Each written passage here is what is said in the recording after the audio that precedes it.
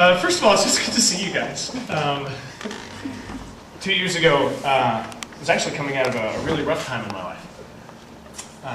And that was a good summer for me to kind of get a breather and to get back into ministry in a way that I hadn't in a long time. And God really did some good stuff in my heart. And so I have a lot of fond memories of you guys. It's good to be here. Second of all, just a matter of business, I'm a little sick. So if I cough a lot, try to work with me. I've been sucking down water like it's nobody's business. So if I have to run and go pee, I'll just, hang on. I'll be back. Third thing, I know some of y'all are tired. We've been doing a lot, eating a lot of Spam, and so if you're just about to crash, either ask somebody to give you the elbow and the ribs next to you, or if you gotta, just go ahead and stand up, and do one of these and sit back down. I'll know what's going on. It's okay. I know we've been praying a lot, but can we pray one more time? Is that okay? Would you guys stand up? And before we pray, would you hold your hands out in front of you, palms down? Okay, let's close our eyes and pray. And get in your mind the things that are distracting you from God, that are in your way. And just tell the Lord in your own heart that you're going to drop those things out of your hands right now.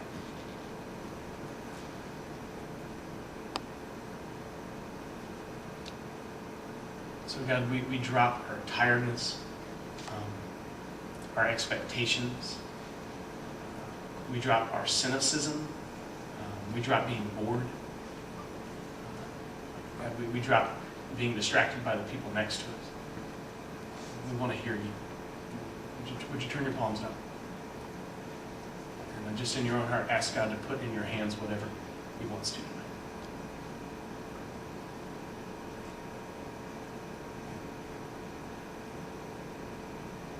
Jesus, we want whatever it is you want to give us, because you're good. We thank you. Amen. All right, would you have a seat? John wanted me to come talk about being dangerous. And that got me thinking about fears a little bit. And it's okay if you talk back to me. What are some things that you would say that you're afraid of? Wow. The dark, spiders, snakes, dogs. Who's afraid of dogs? I'm so sorry. I'm terrified. Did you have a bad experience? I've been bit many times. Okay, all right. So there's an experience behind that. Okay, anything else? Beetles, clowns. God. Did you say God? He's a scary man. Okay, fear of the Lord. Okay, I understand that. As long as it's the right kind of fear. That's good stuff. Okay, well, I just made a couple of slides. The things that I'm afraid of. I hope this works. I'm going to have to do this, aren't I? Hold on just a second. Open his face for Huh. Oh, right, fear. Yeah, she's scared. Spiders. How many people does that freak out? Awesome. Okay, all right. Check this one out. You see that? Do you see that? That's a camel spider in Iraq. That is sick.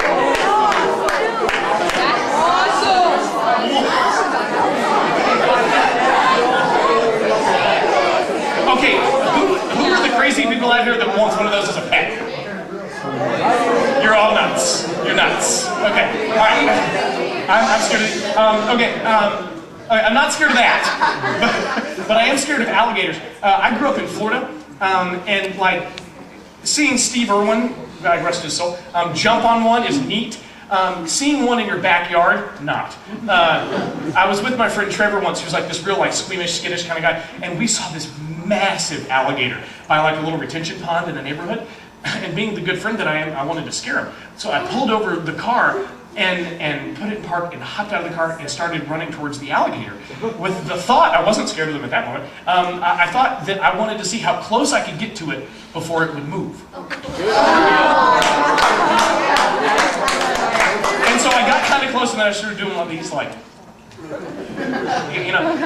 and then it twitched. But it didn't just twitch, it whipped its body around so fast. And in an instant I thought, I am the dumbest man alive. I didn't know I could run that fast. Look, they tell you when you're running from an alligator to run in a zigzag pattern. I never thought of that. I mean, like, that did not cross. I was, get out of there. I am now scared of alligators. And you would be too. Let's see, they're just freaky. I hate What about that is not freaky? People like to abuse their children and take them to the circus where these things get in their face. I'm like, wow. Anybody else scared of clowns? Okay, I can't say that I'm like terrified of clowns, but I do think they're a little weird. Okay. Especially like in church mime things. Do y'all have a clowning ministry at your church? Good, I can talk about this. Okay. Like, you know, they get up and they play with the kids and they try to be like Jesus, as if Jesus had a nose like that. Anyway, kind of freaks me out. Other things I'm scared of, Lord Zed. Any other Power Ranger fans? Yes. Okay, all right. I just think he's weird. Other thing, Hannah Montana fans. Scary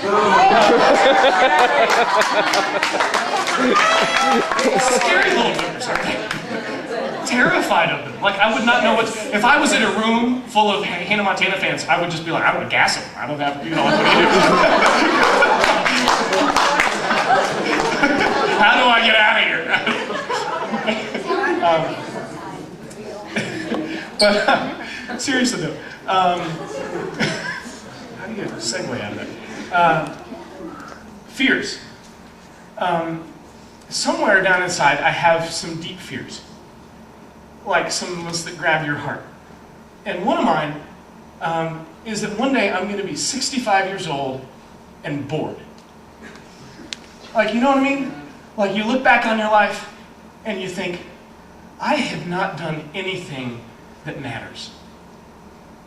Honestly, that scares me not as much as it used to. And that worries me. I think that honestly used to keep me up nights more than it does now. Being a pastor, I work with college students. And you meet college students who don't know that there's anything more to life than video games and internet porn. And you meet moms who every day like to get their good kids and good husband off to work, and then they spend their day crying into their dishwater and they don't know why. And you meet teenagers who don't know that they were made for something great. And all of that scares me. And I hope it's a good scare. I hope that seeps down into your heart too. Because somewhere on the inside, I feel like I wanted to do something that matters.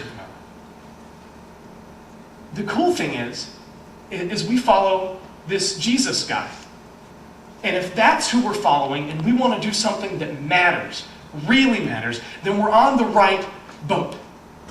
But there's a whole list of conditions that comes with following Jesus. There's a chapter called Hebrews 11, and one of my mentors made me memorize the whole thing, and I hated him for it at the moment. It's like 40 verses, but it just like seeped down into my heart.